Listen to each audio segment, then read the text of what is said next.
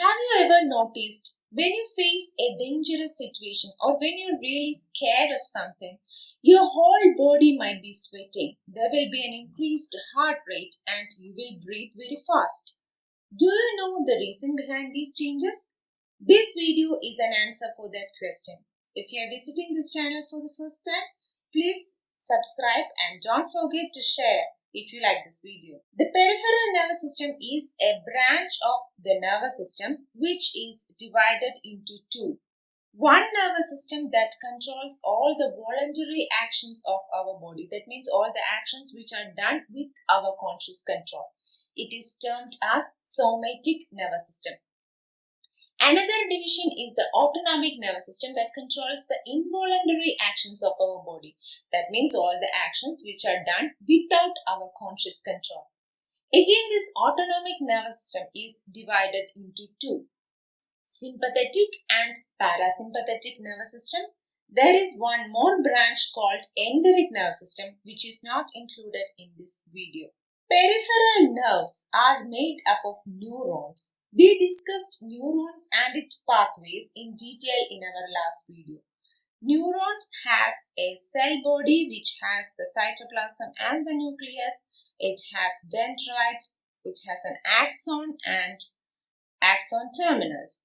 Axon is covered with myelin sheath. There are mainly four types of neurons. They are multipolar, unipolar, bipolar and pseudounipolar neurons.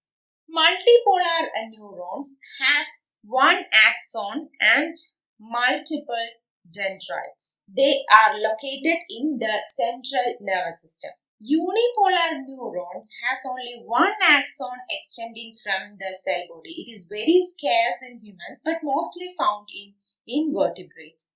Bipolar neurons has one axon and one dendrite, and they are seen in the pathways of smell, sight, taste, hearing and touch. Pseudounipolar neuron has a single structure extending from the cell body and later it branches into two distinct structures. They are sensory neurons carrying information of touch, temperature, vibration, etc. The cell bodies of peripheral neurons are found grouped into clusters called ganglia. These cell bodies of different neurons are grouped together in the peripheral nervous system. It is termed as ganglia. This, on the basis of the type of nerve cell bodies found in the ganglia, they may be classified into two: sensory and motor ganglia. Sensory ganglia are located on the dorsal root of spinal nerves. This is the cross-section of the spinal cord, and there is a butterfly-shaped area called the gray matter, and this area is the white matter, and this dorsal root coming from the spinal cord, and there is a ganglia present here. This is the sensory ganglia. Sensory ganglia are made up of pseudounipolar neurons which has one end in the periphery, that is in the skin, and other end entering the brain and spinal cord. Motor ganglia are in the autonomous nervous system which regulates internal organs. Mostly they are made up of multipolar neurons. Somatic nervous system controls the voluntary movements of our body by the skeletal muscles. It involves sensory or afferent nerves and motor or efferent nerves. Sensory nerves carry information from body parts to the brain, and motor nerves carry information from brain to the body parts. There are about 12 cranial nerves and 31 pairs of spinal nerves.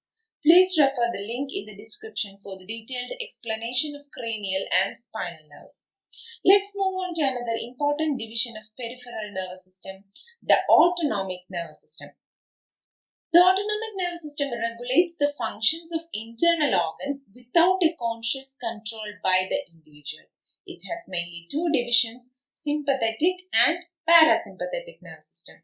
Sympathetic nervous system connects the internal organs to the brain by spinal nerves.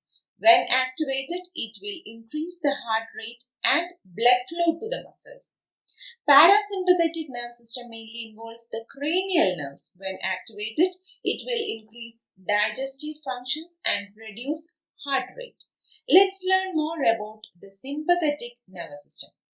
When someone confronts an oncoming car or face any dangerous situation or any persistent worry, that can trigger some response in the body which will make the person ready to fight or flee from the scene.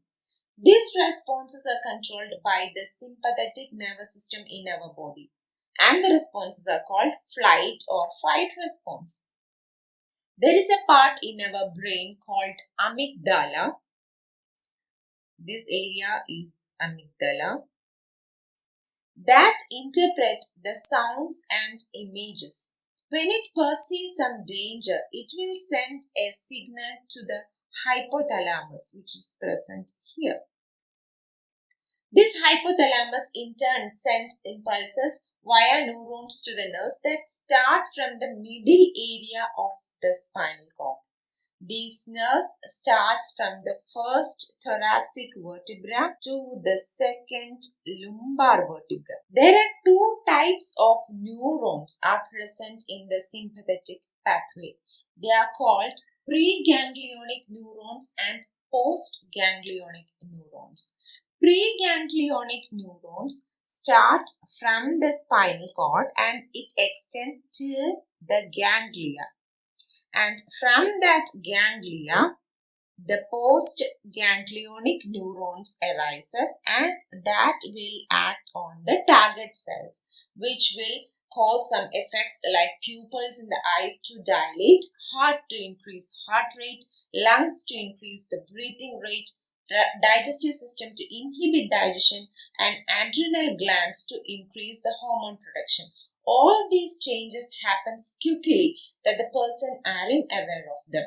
The preganglionic neurons here, they produce a neurotransmitter called acetylcholine. In response to this acetylcholine, the postganglionic neurons produce noradrenaline. This adrenal glands which are present here has two parts, outer part called the adrenal cortex and inner part called the adrenal medulla. The cells which are present in the adrenal medulla are modified postganglionic neurons.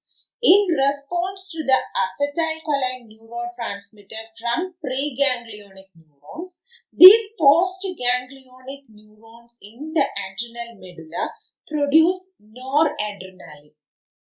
The noradrenaline activates the adrenergic receptors on the peripheral target tissues. This prolonged activation results in the release of adrenaline, which is a hormone from the adrenal medulla. This noradrenaline and adrenaline bind to the receptors in the target cells, and this will add on the effects seen during the flight or fight response.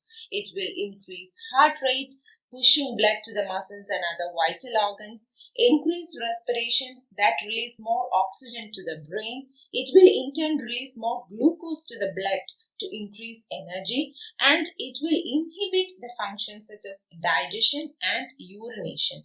Sight and hearing becomes sharper. The sympathetic and parasympathetic nervous system is in a balance in our body. According to the need of the body, one will go high and other will go below. The parasympathetic nervous system is also called the rest and digest system. It is associated with the energy conservation. It is reverse of sympathetic nervous system. It helps to contract the pupils, increase salivation and lacrimation. Lacrimation is the production of tears. It will reduce heart rate and activate urination and digestion. The nerves in the parasympathetic nervous system arises from the brainstem and sacral spinal cord. The neurons that starts from this area are called the preganglionic neurons, and these preganglionic neurons that ends in a ganglia which are situated near to the target organs, and from this ganglia the postganglionic neurons arises and that will act on the target organs. The preganglionic neurons that originate from brainstem arises mainly from four cranial nerves. Third cranial nerve, that is the oculomotor nerve. Seventh one, the facial nerve.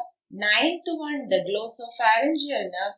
And 10th one, the vagus nerve. The preganglionic neurons that travel along with the oculomotor nerve and it synapses with postganglionic neurons that will result in the constriction of the pupils. The neurons that travel along with the facial nerve and glossopharyngeal nerve to increase lacrimation and salivation. The vagus nerve, which is connected to the thoracic and abdominal areas, in which comes the lungs, heart and digestive organs.